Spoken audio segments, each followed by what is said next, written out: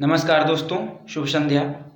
मैं आशुतोष मिश्रा, आपका दोस्त, मित्र, भाई, आपका होस्ट, आपके अपने YouTube चैनल विधिक जागरूकता में आपका स्वागत करता हूं, अभिनंदन करता हूं। जैसा कि आप सभी लोगों को पता है कि वित्तीय वर्ष 2021-22 के लिए नया सालाना बजट भारत सरकार द्वारा प्रस्तुत कर दिया गया है और विधिक जागरूकता चैनल का नाम होने के नाते और विधि का छात्र होने के नाते मैं अपना ये दायित्व समझता हूँ कि आप लोगों के साथ इस बार के जो बजट का मुख्य बिंदु है, जो उसमें से मुख्य प्रावधान किए गए हैं किस सेक्टर के लिए क्या, उसके संदर्भ में व्यापक चर्चा करूँ। तो आप लोगों से निवेदन है कि आप लोग अपने हाथ में एक कॉपी पेन रख लीजिए ताकि कि जो चीज़ें इंपॉर्टेंट हों उसे आप नोट करते चलिए। वैसे तो पूरे वीडियो में सारी चीज़ें इंपॉर्टेंट ही हैं और एक छोटी सी रिक्वेस्ट है कि अगर अभी तक आपने चैनल को सब्सक्राइब नहीं किया है तो सब्सक्राइब करके बेल आइकन दबा दीजिए ताकि आने वाले अन्य वीडियोस की अपडेट्स आप तक पहुंचती रहें। तो चलिए बिना विलंब के शुरू करते हैं दोस्तों। जैसा कि आप लोगों को पता है कि पिछले 3 सालों से अप्रैल की जगह फरवरी में बजट पेश करने की बात की गई थी और 1 फरवरी को बजट पेश हो रहा है और इस बार भी उसी अनुक्रम में 1 फरवरी को बजट पेश हुआ और वित्त मंत्री के रूप में, भारत सरकार के वित्त मंत्री के रूप में निर्मला सीतारमण जी ने तीसरी बार केंद्रीय बजट प्रस्तुत किया है और ये विश्व का पहला पेपरलेस बजट है जो कि एक स्वदेशी लैपटॉप या उसे कह सकते हैं टैबलेट के द्वारा पढ़ा गया, मतलब उसमें उसका डॉक्यूमेंट तैयार करके रखा गया था और वित्त मंत्री जी ने सदन में उसको टैबलेट से बजट को पढ़ा।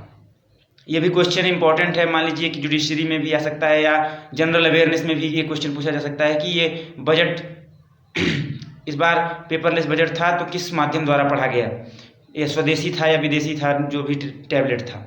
तो अब आइए और बात करते हैं। तो सबसे पहली बात इसमें नोट करने वाली ये है कि date of announcing of budget 1 फरवरी 2021 और स्थान संसद का निम्न सदन यानी कि लोकसभा। और जैसा कि मैंने आपको बताया कि श्रीमती निर्मला सीतारमण माननीय वित्त मंत्री भारत सरकार के द्वारा ये प्रस्तुत किया गया। और किसके उस समय चेयर पर कौन था, मतलब लोकसभा अध्यक्ष जी उस समय ऑन चेयर थे जिनके समक्ष ये पढ़ा गया, ओम बिरला जी। और इसको पढ़ने में कुल टाइम जो लगा, टाइम स्पेंड 1 आवर्स 50 मिनट्स, 1 घंटे 50 मिनट में ये पूरा बजट माननीय वित्त मंत्री जी ने पढ़ करके सदन के सामने रखा। आइए बात करते हैं इसमें कि क्या प्रावधान किया गया है। अब सबसे पहले बात कर लेते हैं कि कितना टोटल बजट है, कितने पैसे का ये टोटल बजट प्रस्तुत किया गया है। तो इसकी बात करें तो टोटल बजट है 84,83,236 करोड़, 34,83,236 करोड़ रुपए का ये टोटल बजट जो है ये प्रस्तुत किया गया है। मतलब लगभग 35 लाख करोड़ रुपए का टोटल बजट ये 2021-22 वित्तीय वर्ष के लिए रखा गया है, जिसमें से जिसके लिए ये कहें कि ये पिछले वर्ष से कितना ज़्यादा है, तो पिछले वर्ष जो बजट प्रस्तुत किया था वो था 30.42 लाख करोड़, यानी कि 30,42,000 करोड़ के आसपास का जो बजट था उससे लगभग 14.50% जो है यह बजट ज़्यादा है, यानी कि 14.5% ज़्यादा बजट पिछली बार से इस बार दिया गया है। अब आइए देखते हैं ये कि किस क्षेत्र में क्या कितना प्रावधान किया गया है। अब सबसे पहले बात कर लेते हैं राजकोषीय घाटे की। जो बजट में बात की गई कि राजकोषीय घाटा वित्तीय वर्ष 2021-22 में कितना होगा, तो बताया गया है कि लगभग 15.06 लाख करोड़ रुपए, जो कि जीडीपी का, कुल जीडीपी का 6.8% रहने का अनुमान है वित्तीय वर्ष 2021-22 में। और जो अनुमानित जीडीपी है वित्तीय वर्ष 2021-22 के लिए वो है 2,22,87,379 करोड़ रुपए। फिर से नोट करते चलिएगा, राजकोषीय घाटा जो है वो 15.06 लाख करोड़ रुपए, जो कि कुल जीडीपी का 6.8% रहने की अनुमान है वित्तीय वर्ष 2021-22 में। और कुल जीडीपी वित्तीय वर्ष 2021-22 में रहने का अनुमान है 2,22,87,379 करोड़ रुपए, सॉरी 2,22,87,379 करोड़ रुपए वित्तीय वर्ष 2021-22 के लिए। अब आइए महत्वपूर्ण सेक्टर पर बात कर लेते हैं कि सेक्टर में क्या प्रावधान किया गया है। तो इस बार का जो बजट है वो सबसे ज़्यादा अगर किसी चीज़ पर इसमें ध्यान दिया गया है तो वो है हेल्थ सेक्टर पर, क्योंकि आप जान रहे हैं कोरोना महामारी के इस काल में सबसे ज़्यादा अगर डैमेज हुआ है या सबसे ज़्यादा किसी सेक्टर की पोल खुली है सरकारी तंत्र में तो वो है हेल्थ सेक्टर की। तो आइए देखते हैं आप इस बजट में हेल्थ सेक्टर के लिए क्या प्रोविजंस किए गए हैं। सबसे पहले तो ये जान लीजिए कि इस बार 2,23,846 करोड़ रुपए 2,23,846 करोड़ रुपए हेल्थ सेक्टर के लिए बजट इस बार दिया गया है, जो कि पिछले साल के बजट से 137% अधिक है। 137% greater than previous year annual budget. अब आइए देखते हैं इसमें किस किस मद के लिए कितना कितना प्रावधान किया गया है इस 2,23,846 करोड़ में से। तो देखिए, एक नई योजना की शुरुआत की बात की गई है, पीएम आत्मनिर्भर स्वस्थ भारत योजना। यह नोट करते चलिएगा, पीएम आत्मनिर्भर स्वस्थ भारत योजना। इसके लिए 64,180 करोड़ रुपए जो कि अगले आने वाले 6 वर्षों में खर्च किए जाएंगे। और इसमें अभी बताया गया है कि इसमें क्या क्या हेल्थ सेंटर बनाने की बात की गई है। ग्रामीण शहरी क्षेत्रों में हेल्थ सेंटर और वेलनेस सेंटर की बात की गई है। इसमें कहा गया है कि 17,788 ग्रामीण क्षेत्रों में, 11,024 शहरी क्षेत्रों में हेल्थ सेंटर बनाए जाएंगे और ऐसे ही महानगरों में वेलनेस सेंटर भी बनाए जाने की बात कही गई है प्रत्येक राज्य में। तो ये पीएम आत्मनिर्भर स्वस्थ भारत योजना के लिए 64,180 करोड़ रुपए है। इसको आप लोग नोट कर लीजिएगा। इसके बाद फिर दूसरा जो सबसे बड़ा मुद्दा है, जैसा कि मैंने अभी आपको कहा भी कि कोरोना वैक्सीनेशन, कोरोना के टीकाकरण के लिए सरकार ने 35,000 करोड़ रुपए अलॉट किए हैं, जिससे ये अनुमान किया गया है कि लगभग 30 करोड़ लोगों को मुफ्त में कोरोना की वैक्सीन दी जाएगी।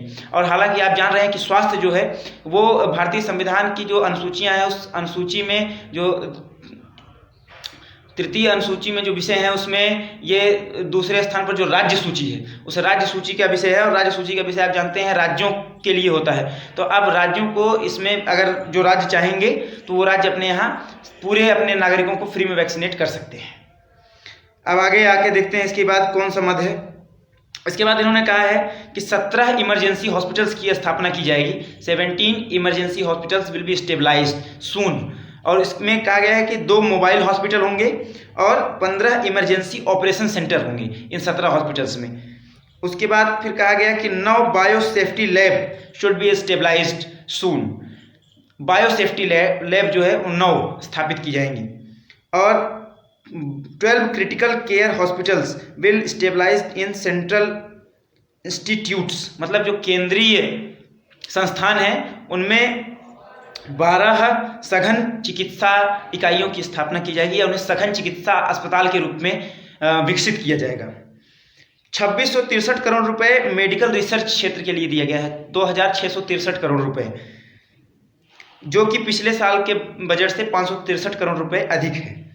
अब बात करते हैं आईसीएमआर। जैसा कि आप जान रहे हैं इस कोरोना काल में आईसीएमआर ने बहुत मेहनत की है और आईसीएमआर का बजट भी जो है वो बढ़ा दिया गया है। और पिछले साल ये 1795 करोड़ रुपए था और इस वर्ष इसे बढ़ा करके 2350 करोड़ रुपए कर दिया गया है। प्रधानमंत्री की बहुप्रतीक्षित योजना आयुष्मान भारत योजना के लिए 6400 करोड़ रुपए दिया गया है और इसमें कोई वृद्धि नहीं की गई है। पिछले साल भी ये 6400 करोड़ रुपए था, जबकि वर्ष 2019 में यह 3200 करोड़ रुपए था। फिर इसके बाद एक नया योजना की लॉन्चिंग की बात हो रही है, मिशन पोषण 2.0, मतलब सेकेंड फेज है मिशन पोषण सेकेंड फेज। इसके लिए 112 डिस्ट्रिक्ट को चुना गया है और इसके लिए भी विशेष मत दी जाने की बात की गई है। और उसके बाद कहा गया कि national institute of world health will stabilised with the help of WHO, कि WHO के सहयोग से एक institute of world health stabilise किया जाएगा भारत के अंदर, ये पहली बार होगा। उसके बाद फिर एक राष्ट्रीय रोग नियंत्रण केंद्र की यूनिटें खुलेंगी जिसमें 5 क्षेत्रीय शाखाएं होंगी और 20 महानगरों में यूनिट स्थापित करने की बात कही गई है इसमें। इसके बाद 4 नए लैब जो कि संक्रामक रोगों की स्थिति में जांच का कार्य करेंगी। इन 5 नए लैबों की स्थापना की बात कही गई है। फिर public health unit will be stabilised in 3382 blocks, मतलब कि 3382 क्षेत्र पंचायतों में लोक स्वास्थ्य इकाई की स्थापना की जाएगी।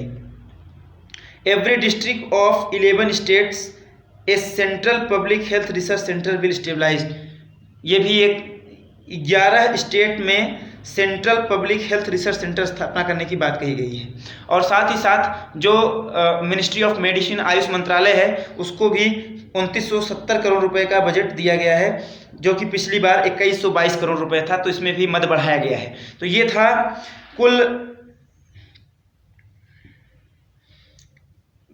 बजट की बात की गई। और एक Indian institute of Ayurvedic medicine की स्थापना की भी बातें की गई है। अब आइए देखते हैं कि शिक्षा के क्षेत्र में क्या प्रावधान किया गया। ये तो हो गए हेल्थ सेक्टर, ये हेल्थ सेक्टर की जानकारी आपको दी गई कि इतना हेल्थ सेक्टर में ये मुख्य प्रोविजन इस बार किए गए हैं। शिक्षा क्षेत्र में बात की जाए तो नेशनल रिसर्च फाउंडेशन के लिए 50,000 करोड़ रुपए इस बार सरकार देने की बात कर रही है, क्योंकि एनईपी आप जैसा आपको जानकारी होगी ही कि नई राष्ट्रीय शिक्षा नीति भारत में आ चुकी है और उसके क्रियान्वयन के लिए सरकार एकदम कटिबद्ध है और कमरबंद तरीके से काम कर रही है।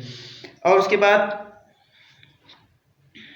इसी के अंतर्गत नेशनल लैंग्वेज ट्रांसलेशन मिशन इसकी भी स्थापना की बात की गई है इसी नेशनल रिसर्च फाउंडेशन के अंतर्गत। इसके बाद अगर शिक्षा क्षेत्र में टोटल बजट की बात की जाए कि शिक्षा क्षेत्र में कुल कितना मद दिया गया है, तो वो है 93,224 करोड़ रुपए। इसके अंतर्गत एक नया केंद्रीय विश्वविद्यालय जो है वो लेह में खोला जाएगा, उसकी बात कही गई है। इसके अंतर्गत 750 Eklavya school with hostel facility जो कि ट्राइबल एरिया में खोले जाएंगे, इनकी भी बात कही गई है कि आदिवासी क्षेत्रों में 750 आवासीय विद्यालय एकलव्य विद्यालय खोले जाएंगे। 100 मतलब 100 आर्मी स्कूल्स खोलने की बात की गई है, और जो कि एनजीओ और प्राइवेट पार्टनरशिप के माध्यम से, एनजीओ और प्राइवेट लोगों की पार्टनरशिप के द्वारा 100 आर्मी स्कूल खोलने की बात की गई है। वर्तमान में कुल 32 आर्मी स्कूल हैं। अब बात कर लेते हैं डिफेंस की। तो डिफेंस का कुल बजट इस बार है 4,78,995 करोड़ रुपए। नोट करते चलिएगा, ये तो महत्वपूर्ण है। 4,78,995 करोड़ रुपए कुल डिफेंस का बजट है। और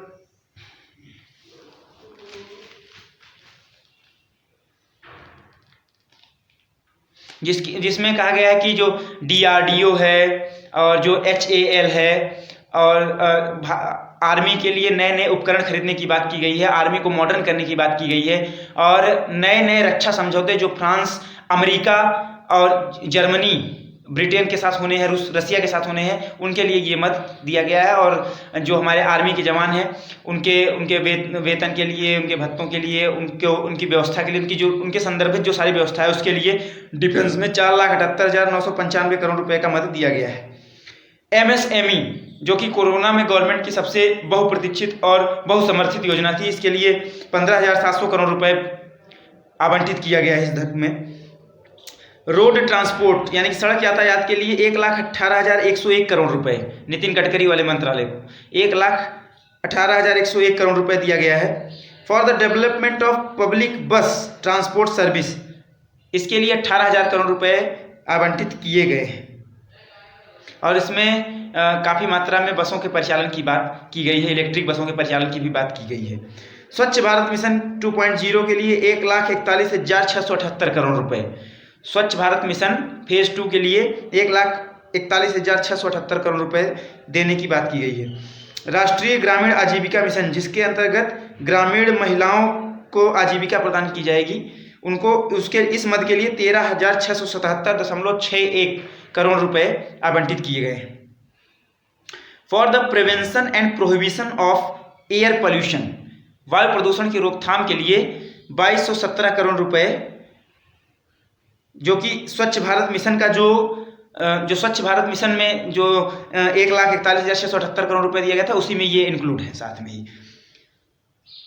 और जो जैसा कि बहुप्रतीक्षित था कि कोरोना काल में इनकम टैक्स के स्लैब में परिवर्तन होगा, लेकिन ऐसा कुछ हुआ नहीं है। इस बार के बजट में इनकम टैक्स के स्लैब में कोई परिवर्तन नहीं किया गया है। केवल एक परिवर्तन किया गया है कि जो 75 साल या उससे अधिक के वरिष्ठ नागरिक हैं भारत के, और जिनकी आय उनके पेंशन या उनके द्वारा जमा की गई राशि पर ब्याज के द्वारा होती है उनकी इनकम, उस पर कोई टैक्स नहीं लिया जाएगा, उन पर टैक्स इम्पोज नहीं किया जाएगा। यही एक बदलाव किया गया है। Startup tax holiday extended for 1 year, ये टैक्सेशन में है, इसको लिखते चलिएगा, टैक्सेशन वालों के लिए इंपॉर्टेंट है। Startup tax holiday extended for 1 year. Tax audit limit on digital payment mode 10 crore रुपए निर्धारित की गई है, 10 crore. No income tax case open after 3 years, मतलब 3 साल से पुराना इनकम टैक्स का कोई केस ओपन नहीं किया जाएगा। पहले ये 6 साल रहता था, पहले 6 साल तक ओपन किया जाता था, और अब 3 साल कर दिया गया है। तो इससे मामलों को शीघ्र निस्तारित करने में और ग्राहकों को काफ़ी परेशानी से मुक्ति मिलेगी अब। और कोई अगर विशेष परिस्थिति है तो भले खोला जाए, बाकी बिना विशेष अनुमति के 3 साल से पुराने केसों को इनकम टैक्स में अब नहीं खोला जाएगा। 7 टेक्सटाइल पार्क की स्थापना की बात की गई है ऑल इंडिया में। Custom duty imported on imported things जो है, कस्टम ड्यूटी जो है वो बढ़ा दी गई है आयातित वस्तुओं पर। इसमें ये बजट में भी कहा गया है कि उज्ज्वला जो भारत है, उज्ज्वला मिशन है, जिसके तहत गैस सिलेंडर बांटा जाता है, इसके तहत 1 करोड़ नए लाभार्थियों को जोड़ने की बात कही गई है। इस बार बजट में पावर सेक्टर और साथ ही साथ गैस सेक्टर, इन दोनों को प्राइवेटाइज करने की बात की गई है। और साथ ही साथ इसमें यह भी कहा गया है कि जो उपभोक्ता हैं वो अपनी मर्जी से कंपनियों का चुनाव कर सकते हैं कि उनको कौन बिजली देगा, उनको कौन गैस देगा, वो उनकी ऐच्छिक है, वो वॉलंटरली है। चीन से आयातित माल पर भी कर रियायतें जो थी वो वापस कर दी गई हैं, यानी कि अब पूर्ण कर के साथ जो है चीन से माल आयातित किया जाएगा, चीन पर पूरा टैक्स लगाया जाएगा। जो भी रिलैक्सेशन थे वो हटा दिए गए हैं। इसके साथ ही return tax flexibility on imported goods from China, वही बात है। प्रवासी व असंगठित श्रमिकों के स्वास्थ्य, उनके लिए घर और कौशल के लिए पोर्टल लॉन्च होगा, उनके लिए न्यूनतम वेतन संहिता लागू होगी। ये आप समझ, इसको नोट करिएगा, इस बजट में ये बहुत ही खास बात है कि प्रवासी और असंगठित श्रमिकों के जीवन को सुचारू करने के लिए, सुसंगठित करने के लिए उनके लिए एक पोर्टल लॉन्च किया जा रहा है। और साथ ही साथ एक नया कानून आ रहा है, जिसे प्रवासी और असंगठित श्रमिकों के लिए न्यूनतम वेतन संहिता के नाम से जाना जाएगा। और उसमें एक प्रोविजन कर दिया जाएगा कि इससे कम में कोई भी मजदूर काम नहीं करेगा। तो इसको आप जरूर नोट कर लीजिएगा। साथ ही साथ इस साल की सर्वाधिक बढ़ोतरी जो है वो जल जीवन मिशन की राशि में की गई है, जो कि 11,000 करोड़ से सीधे 50,011 करोड़ कर दी गई है। 11 करोड़ से सीधे 50,011 crore. The central government declared to sell his share in public sector in next financial year for the 1.7 lakh crore collection, जिसमें IDBI के साथ 2 बैंक और हैं, और साथ में जो जनरल इंश्योरेंस कंपनियां हैं, इनमें जो सरकार की हिस्सेदारी है जो भी पब्लिक सेक्टर में, उसको सरकार बेच करके 1.75 लाख करोड़ रुपए वसूल करेगी, जो राजकोषीय घाटे को मेंटेन करने का कार्य करेगी। ऐसा इस बजट में प्रावधान किया गया है। साथ ही साथ अगर बात करें कि इस साल कौन कौन सी बेची जाएंगी, तो BPCL, shipping corporation, container corporation, Neelanchal iron corporation limited इस साल बेच दिए जाएंगे इसी फाइनेंशियल ईयर में। और 2.27 लाख करोड़ फॉर बंगाल, तमिलनाडु, केरल और असम। आपको पता है इन राज्यों में चुनाव भी आने वाला है, तो गवर्नमेंट ने अपना खजाना जो है इन राज्यों के लिए खोल दिया है और दिल खोल करके पैसा इन राज्यों को दिया है। 2.27 लाख करोड़ रुपए इनके डेवलपमेंट के लिए गया है। In the case of insolvency of bank, every account holder get Rs 5 lakh rupees, मतलब कि 5 लाख रुपए का बीमा कवरेज जो है सरकार देगी। अगर बैंक फ्रॉड हो जाती है तो उस बैंक में जितने भी खाते धारक होंगे, जो भी पैसा जमा करने वाले लोग होंगे, उसमें जिन्होंने, मतलब अगर जिसने फ्रॉड किया बैंक है तो उनको थोड़ी मिलेगा। जो बैंक के रेगुलर कस्टमर हैं और जिनसे बैंक चल रही थी और बैंक जिनकी ईमानदारी पर संदेह नहीं करती है, उनको 5 लाख रुपए का बीमा राशि दी जाएगी। और साथ ही साथ बात की गई IPO of LIC will come in next financial year, new law should introduced for that. एक नया लॉ बनाया जाएगा इसके लिए, और IPO सिस्टम जो है वो LIC में लॉन्च किया जाएगा अगले वित्तीय वर्ष से, ये इसमें प्रावधान किया गया है। साथ ही साथ जो व्हीकल सेक्टर है, ऑटोमोबाइल सेक्टर है, उसके लिए बात की गई है कि जो 20 साल से पुराने व्यक्तिगत वाहन है, निजी वाहन है, और जो 15 साल से ज़्यादा कहें कि यातायात में उपयोग होने वाले वाहन हैं, टैक्सी वगैरह हैं, इनको जो है अब सड़क पर चलने की मंजूरी नहीं दी जाएगी। इससे क्या होगा कि अब ऑटोमोबाइल सेक्टर जो गिर गया था कोरोना काल में, तो तेज़ी से खपत बढ़ेगी गाड़ियों की, तो वहाँ पर भी उद्योगों में लगभग 50,000 उद्योगों की 50,000 लोगों को रोजगार की बात कही गई है, नए रोजगार सृजित होंगे और काफ़ी फायदा उद्योग सेक्टर को इससे होने वाला है। और आप देख रहे हैं जो ये प्रावधान किए गए हैं, इस प्रावधान को देखते हुए जो आपका शेयर मार्केट था, पहली बार शेयर मार्केट इतना तेजी से उछला कि पिछले 20 सालों का रिकॉर्ड टूट गया। आप इस बात को बहुत सोचिएगा, ये साधारण बात नहीं है कि अचानक आपका जो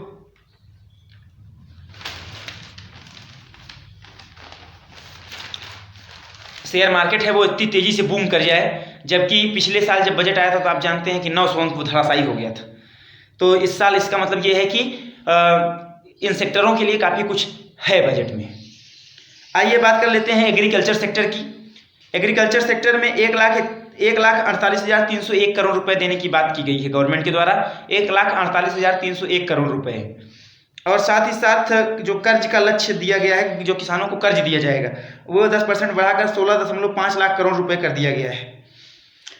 जैसा कि मैं आपको जो अभी 3 नए कृषि कानून आए थे उसमें ये बात कही जा रही थी कि किसान को ऑल इंडिया में कहीं भी ट्रेड करने की इजाज़त हो जाएगी। उसके लिए एक पोर्टल है, एक वेबसाइट है, एक मंच है जिसका नाम है ई-नाम। अब उससे 1000 और मंडियाँ जुड़ने जा रही हैं, जिससे कि कृषि क्षेत्र में काफ़ी सुधार देखने को मिलने वाला है।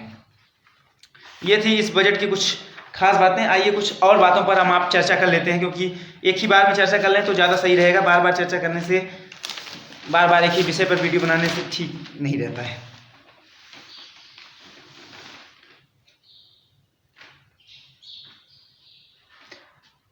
जैसा कि मैं शेयर मार्केट वाली बात कर रहा था, तो शेयर मार्केट 2314 अंक उछला था और सीधे 48,600 के पार पहुंचा था, जो 24 साल में सबसे अधिक है।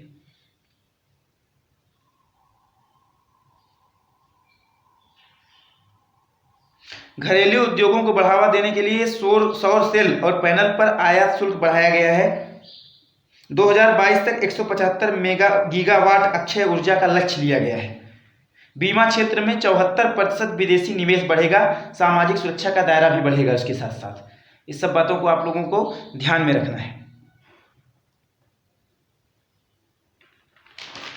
ऐसा माना जा रहा है कि इस बार का जो बजट है वो स्टार्टअप के लिए अच्छी पहल लेकर के आया है।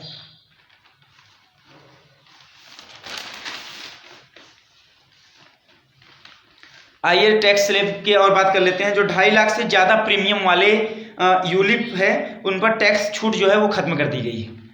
साथ ही साथ जो देरी से रिटर्न भरने का समय था वो 3 महीने घटा दिया गया है। पहले 31 मार्च होता था, वो 31 दिसंबर कर दिया गया है। अगर आपने समय से रिटर्न नहीं भरा तो उसके लिए आपको एक्स्ट्रा TDS का भुगतान करना पड़ेगा। ये ऐसी बात इसमें कही गई है। आइए अब कुछ लाभांश देने पर ही अग्रिम कर का भुगतान किया जाएगा और उच्च आय वर्ग को झटका, PF पर भी टैक्स सरकार अब लेगी। आइए अब बात कर लेते हैं कि जो 30,000 करोड़ राजस्व का लक्ष्य लिया गया है, इसमें किस पर उपकर बढ़ाया गया है और क्या नई दरें हैं। जो सोना चांदी व इसकी ईंटें होती हैं, सोना चांदी और इसकी ईंटें, इस पर 2.5% उपकर लगाया गया है। अल्कोहलिक पेय पदार्थ जो है, दारू शराब, इन पे 100% लगाया गया है उपकर। कच्चा पाम तेल जो है, इस पर 17.5% लगाया गया है। साथ ही साथ कच्चा सोयाबीन और सूरजमुखी सनफ्लावर ऑयल और सोयाबीन ऑयल, इसमें 20% उपकर लगाया गया है। सेब पर 35% है। कोयला, इग्नाइट और पीट पर 1.5%, उर्वरक पर 5%, मटर पर 40%, काबुली चने पर 30%, मसूर पर 20%, कपास पर 5%, चना दाल पर 50%। यानी कि ये चीज़ें हो रही हैं महंगी, आप समझ लीजिएगा, जिन पर उपकर एक्स्ट्रा लगा दिया गया है। और साथ ही साथ देखिए कुछ संशोधित शुल्क भी हैं। सेब में 15% शुल्क वृद्धि, अल्कोहलिक पेय पदार्थ में 50% शुल्क वृद्धि, कच्चा खाद्य तेल में 15%, कोयला, इग्नाइट एवं पीट में 1%, विशेष उर्वरक यूरिया में 0%, अमोनियम नाइट्रेट में 2.5%, मटर, काबुली चना दाल तथा दलहन 10%, सोना और चांदी 7.5%, इनकी सोने की ईंट 6.9%, चांदी की ईंट 6.1%, प्लेटिनम और पैलेडियम आदि में 10% की बढ़ोतरी की गई है। साथ ही साथ आयकर अपील के लिए एक अवैयक्तिक न्यायाधिकरण की स्थापना भी करने की बात की गई है, जिसके द्वारा अब तक 85,000 इनकम टैक्स के विवाद निपटाए जा चुके हैं। एक PLI योजना जो है टैक्स के माध्यम से लॉन्च की गई है, PLI, इसके द्वारा विदेशी कंपनियों के लिए भारत आकर्षक बनेगा और वो निवेश करने में आसानी होगी उन्हें। और एक चीज़ और भी है कि जो इनकम टैक्स रिटर्न आप भरते थे तो आपको फॉर्म भरना पड़ता था, अब इस वित्तीय वर्ष से ये नया प्रावधान लागू कर दिया गया है कि जो इनकम टैक्स रिटर्न का फॉर्म होगा वो पहले से फिलअप मिलेगा आपको केवल जाके भर देना होगा बस, और कुछ करना नहीं होगा।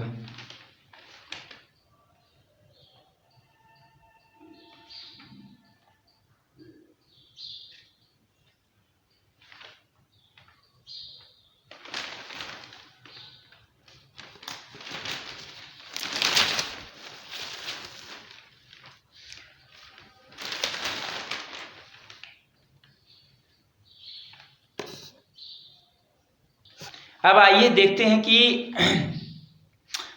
कौन कौन सी चीज़ें महंगी हो रही हैं। अंतिम है ये, 2 मिनट का और बात बची है, और देखना ये है कि क्या महंगी हुई हैं और क्या सस्ती हुई हैं। तो सबसे पहले जो आयातित कपड़े हैं वो महंगे हो रहे हैं। महंगी चीज़ों की लिस्ट आप बना लीजिए जो महंगे हुए हैं।